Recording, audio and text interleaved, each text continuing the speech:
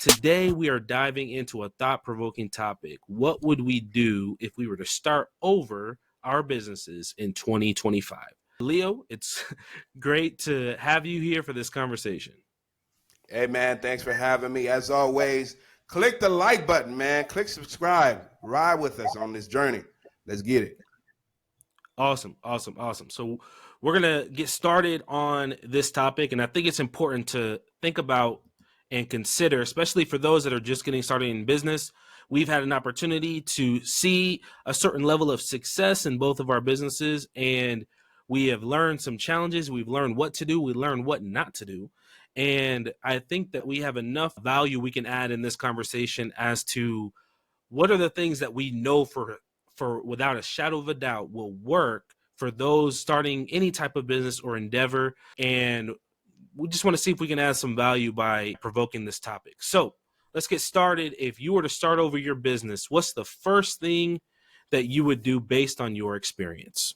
So, based on my experience, and this may be a little different than what you'll hear other places. All right. So taking into consideration, you already did all your legal stuff, file for whatever, if you're whatever entity you are, or if you're just a sole proprietorship, take all that into consideration. You need to do all that. Yeah.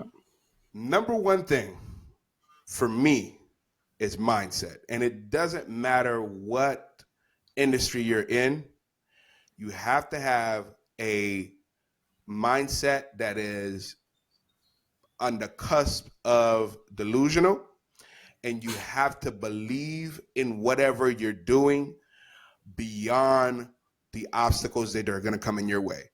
I guarantee you 110% of the time, you're going to have something that comes up that's going to make you want to quit, whether it's the lack of resources. Hey, I don't have enough money to make the moves I want to make right now. Lack of access. Hey, I can't get to the places where I will need to get.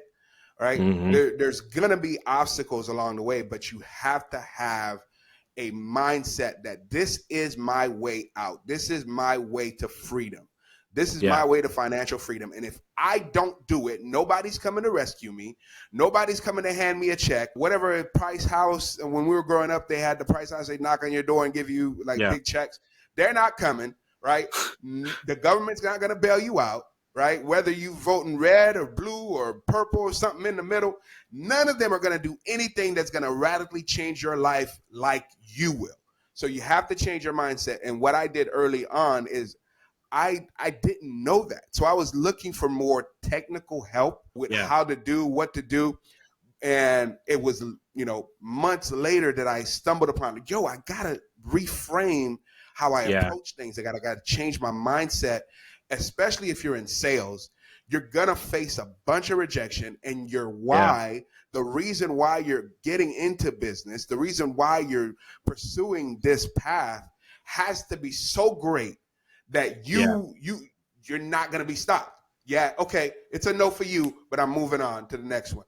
And if anybody was single, a single man, you get rejected by pretty girls. If you're going to get a pretty girl to say yes, you're going to have a lot of pretty girls tell you no. And you got to be okay with it. You got to be okay with, hey, I might not be the right one for her. She might not be attracted to what I present, right? Yeah. And that's fine. But the next one might, and I won't know it until I say, hey, how you doing? Right? So you have to have a mindset that, A, what I'm bringing to the market is worthy of what I'm asking for.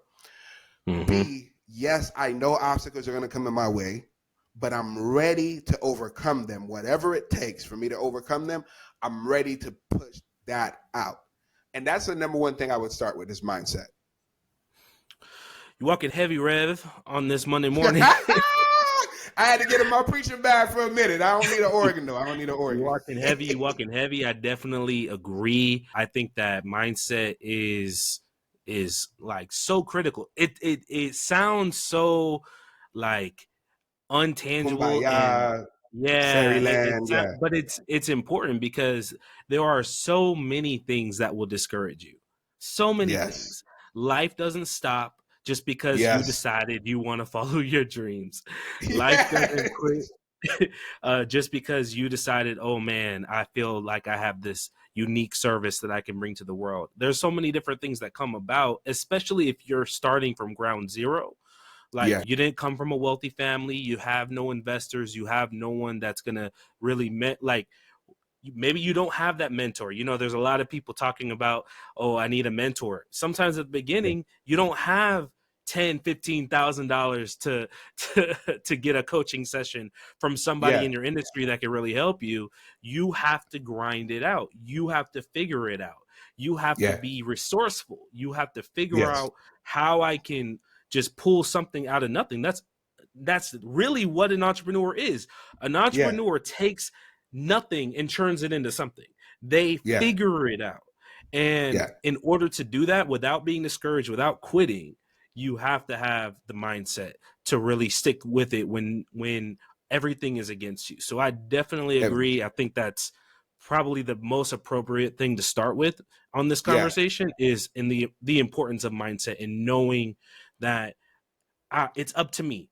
No one's Yeah. coming to save me. Regardless of what I go through, I have to believe that eventually a door is going to open for me that's going to allow me to really prosper and get to the level I'm trying to get to.